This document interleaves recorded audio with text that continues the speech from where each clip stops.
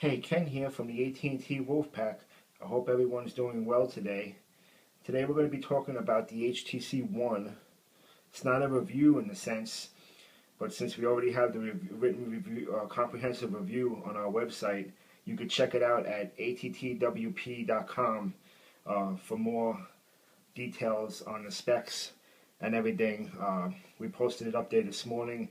If you didn't get a chance to see it, you can visit our website and read about it also.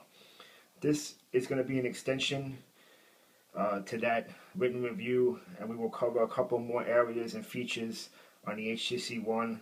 I'm going to share my thoughts on the build quality and the issues that are surrounding the build quality. One of the things is, let me bring the phone up a little bit closer here for everybody to see.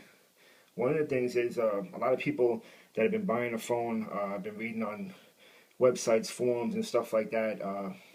Also on Facebook and other social channels, they're complaining about dead pixels on the phone.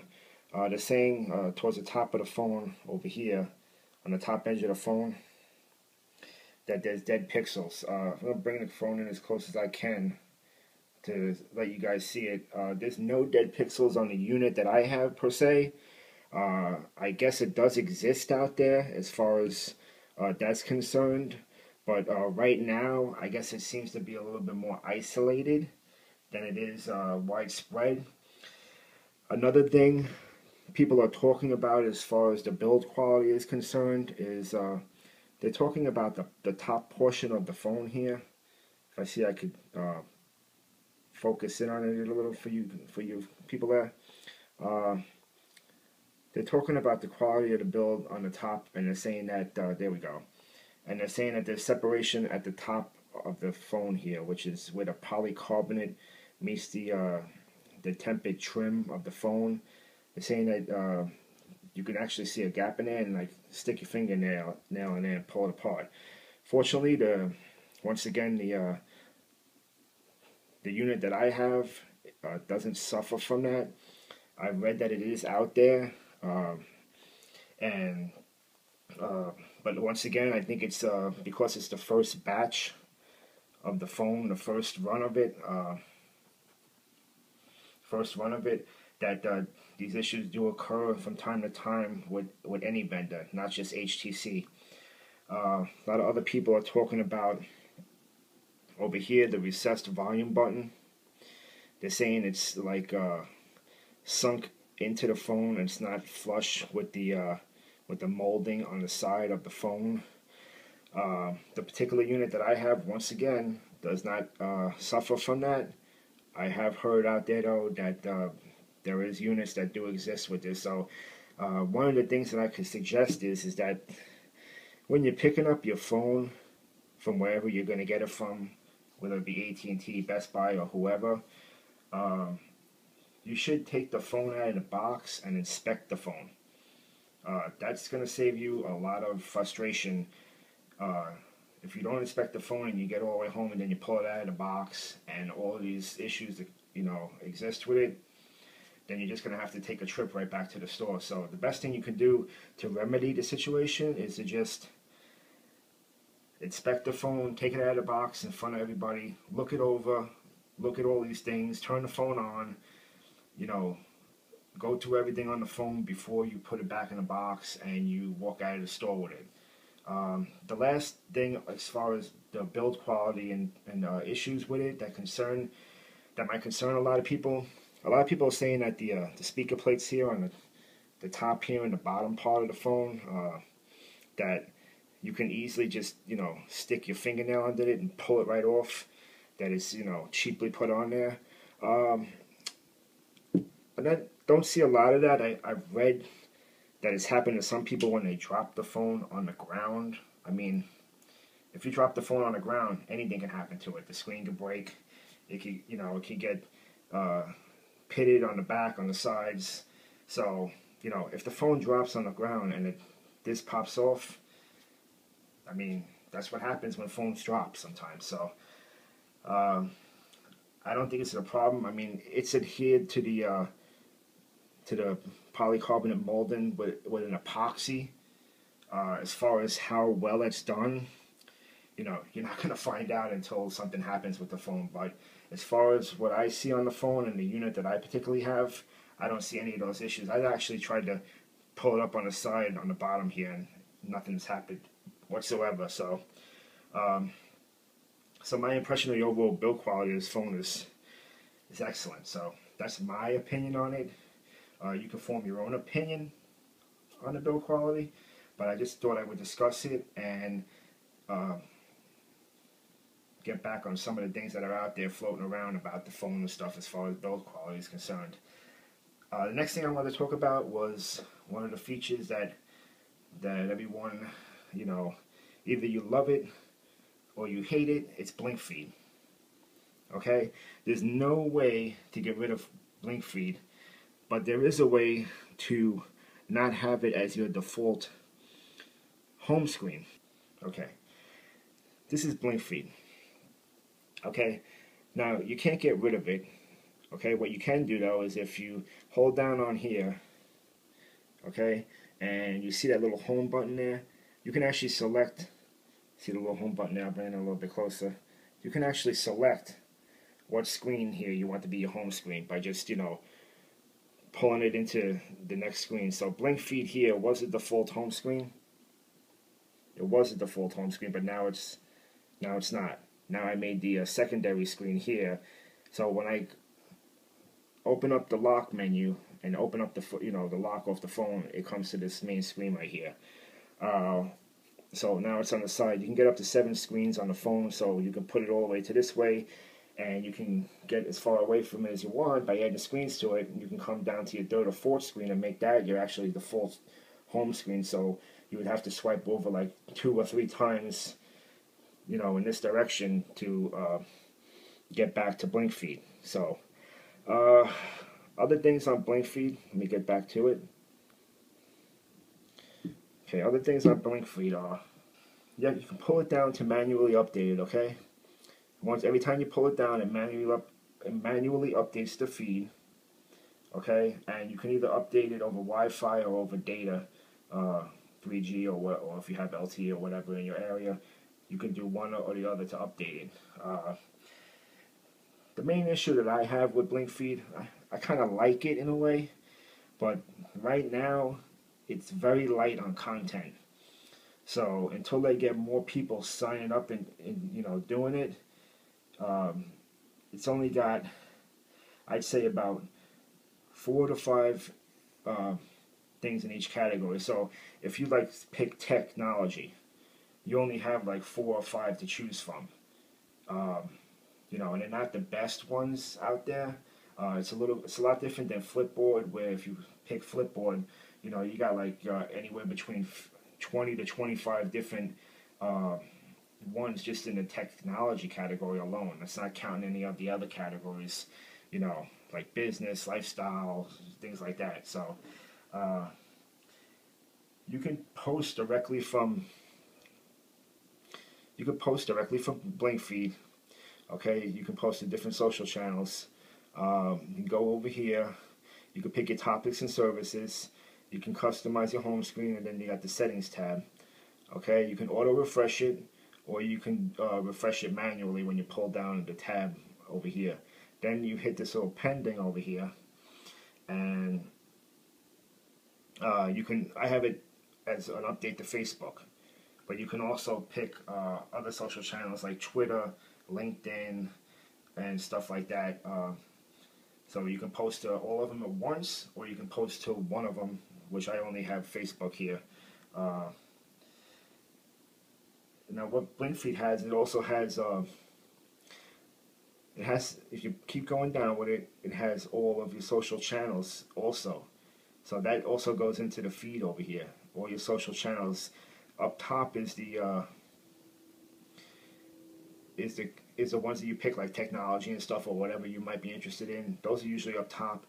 And as you get further down on the page, those are all your social tie-ins. So I could have Twitter here, LinkedIn, Facebook, whatever they have available, you can get it pulled up through here, and you'll actually have everything from what you post, what your friends post, that you have on your page, everything that they post article-wise, picture-wise, and everything is going to be, piped into this feed here. And, when you scroll all the way down, you don't have to scroll all the way up. One of the shortcuts is you just double tap here on the top, and it'll bring you right back up to the top of the feed. So you just have to double tap on that, and it'll bring you right back up. Let's see what else we got here. Some other notables on the device are, if you long pressed the home key, which is on the bottom, okay, you long press it, you can get to Google Now. Okay? Now if you go back out of it and you double tap it, that pulls up all of your open applications. Now unfortunately, unlike other devices, and I think it's also present in Android Jelly Bean 4.2.2, it does not have a end all feature, so you have to just flick these up to get rid of them. And I believe you can only see 9 at a time that are open, so you have to flick them up to get rid of all of them. And it could be a little bit cumbersome at times and kind of annoying, but hopefully if HTC puts out the Jelly Bean 4.2.2 update, that's going to take care of that situation where you just hit one thing and you can kill off all the applications at once instead of going one through one by them. Another thing that it could be annoying for some people is that when you pull down, when you pull down the notifications window, it doesn't want to cooperate. Okay, you pull down the notifications window and you get your notifications, everything like that, but there's no quick toggles here for any of your settings like Bluetooth, Wi-Fi, GPS, so on and so forth, And one way you can remedy that, which is what I added to my phone, is I put on there Antec quick settings. Now, if you can pick that up in the Google Play Store for free, and the Pro version is $199, and you can read about that more on our website at attwp.com. We have a full review of that on over there, so you guys can check that out if you want. But you just pull this side down here, over here, and you have all your quick tabs. Okay, you have your battery power, your screen brightness, Wi-Fi, GPS, Bluetooth, auto rotation, screen rotation. You can add up to, I believe, 9 or 10 tabs for the free version, and for the Pro version is more. It was $199, and the Pro version is more. But it's also, this is heavily customizable. You can change the color, you can change the size of the tabs, you can change the theming of it. So it has a lot of customization that you can do on it. But that's one solution to not having the quick toggle settings when you pull down your notifications bar. It should be built in natively. Unfortunately, you have to use a third-party application to solve that. It might not be annoying to a lot of people, but in looking at everything, you have to, when you pull down the menu bar, you really have to go into the settings tab to get to your settings. So it's actually an extra step when you pull down a notifications window. You have to go into the settings tab to get into what you want to control, which is an extra step. A lot of people like having the convenience of having it run along the top. So the best solution for this phone right now, until they have an update put to it, is to have the built-in quick tab here for your notifications. So you swipe down on here for your regular stuff, and then you swipe down on this side for your toggles. Another great thing about the device is the power saving option.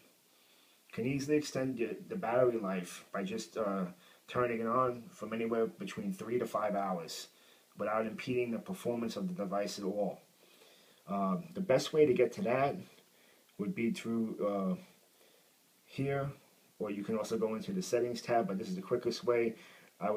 I turned it off for demonstration purposes, but you just press down on it.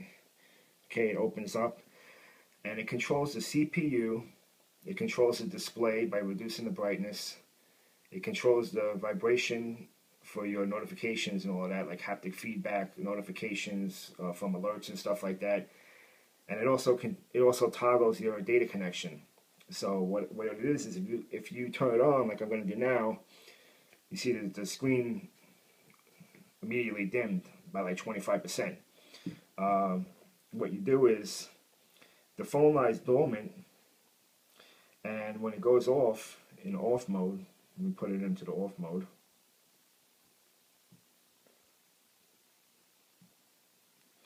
Put it off. Now the phone is like in deep sleep. Nothing's being used on the phone. The processes are at as low as they can go. And what it does is it conserves the energy for the phone. So it's when you turn it on, everything's cut down by like at least 50%. So what happens is that a lot of people might not like using them because they think that it's going to cut into the performance of the phone, but in actuality, the phone is running perfectly fine. You know, it's going to get through everything. It's going to be able to multitask. It's going to be able to play your games with no problems. You're going to have, when you have the 2 gigabytes of RAM, not going to have any performance issues, even though you're on a battery saver. This natively built-in battery saver is a great feature on the phone. When I first bought the phone, I was not using it for the first couple of days. I was getting about 11 to 12 hours of battery use, which is great.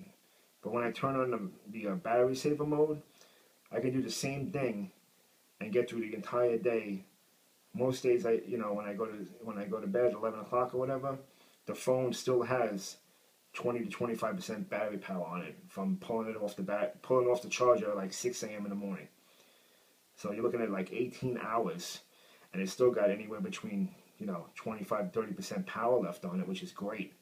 So you can go another, I'd say 2 or 3 hours on 30%, if not more. So you're looking at maybe like 22, 23 hours of battery life. I'll keep it on, it's no problem. So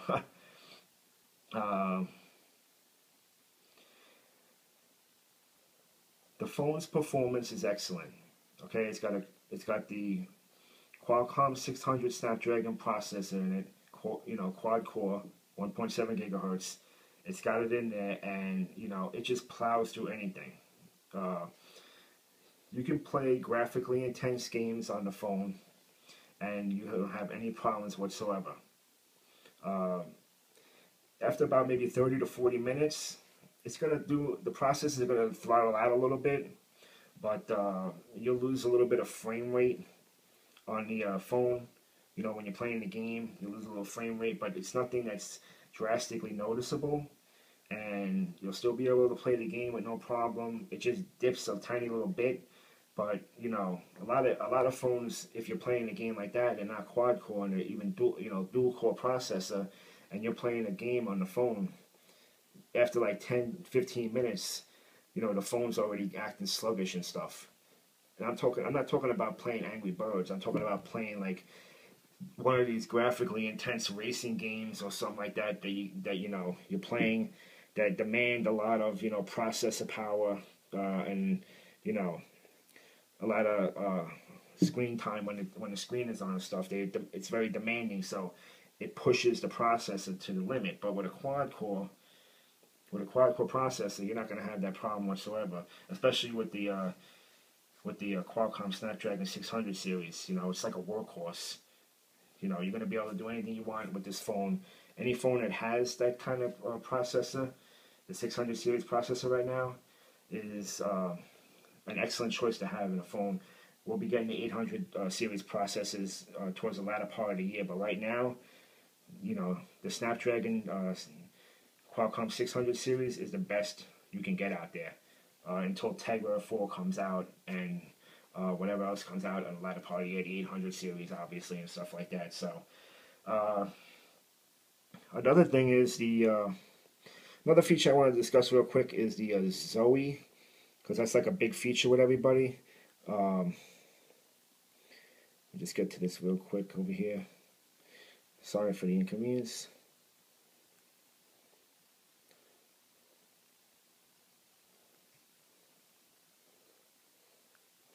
I'm going to shut the power feature off right now so we can get some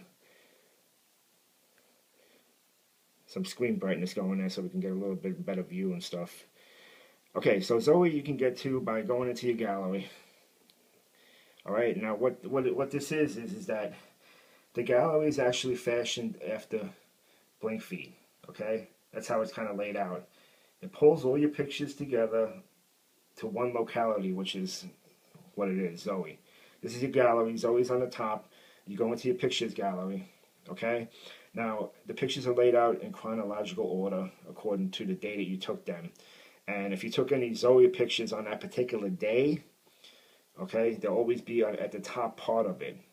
So you can click on it, and then what it does is it takes all your pictures and it takes all your pictures that you did that day, and it makes a little 30-second presentation, like a video montage of sorts.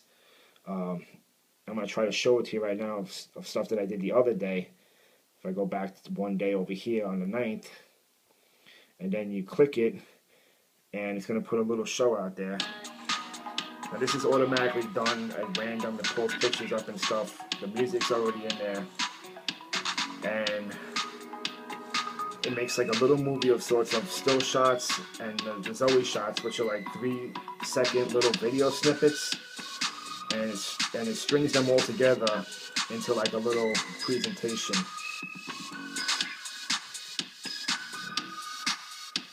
It's just a couple of things I was doing yesterday, nothing too special, kind of random. And then it says, you know, filmed with HTC Zoe, and then it gives you the date and stuff. And you can also share it and stuff with your social feeds and stuff like that, Facebook and stuff and everything like that. Now, to activate Zoe, what you gotta really do is go into the camera settings, and there's a little tab up here. So when you press the tab like that, Zoe is off. Okay, the little camera up there on the top is white. Zoe is off. Okay, when you press it, it turns blue. You see the camera's blue up there. And then what you do is, it says Zoe is activated. We get come on, focus. There we go. It says Zoe's on. So what I do is, when you take a picture like that, you just turn it this way, hit it. You see it's turning red over there. It's filming for 3 seconds. The camera is turning red. What it does is it takes a still shot first, and then it takes 3 seconds of video right behind it. Okay? And then it just saves it. And then what happens is, when you, as you're taking pictures and stuff like that throughout the course of the day, it puts everything together into like a collage kind of thing, and it just presents it, you know, randomly. You can select the pictures that you want to be presented in Zoe. I think it could show up to like 13 pictures over the 30-second span, whether they're still shots or they're 3-second videos. So it could show 13 in total, and you can pick the 13 that you want to, as part of your Zoe presentation for that day. Or if you don't pick them, it just takes things at random. So if you took 80 shots throughout the whole day, it'll pick 13 of them at random. And then each time you do the Zoe, it'll pick, you know, different 13 or some of the original 13 and then some others, and it just sticks them all together and presents it to you pretty nicely in that. Okay, the last thing I want to say is that I'm extremely happy with the purchase I did with the phone. Okay, it's a great device, and I don't know if anyone is aware, but today AT&T has the Black Stealth 32GB available, and also the 64GB, but that's online only. And for the 32GB is $199, and the 64GB is $299. Okay, and that's for new activations or a 2-year contract extension, you know, for your upgrade. And that's pretty much all I wanted to cover today. And I appreciate your time. And as always, thank you. This is Ken from the AT&T Wolfpack. We'll see you in the next video. Thank you.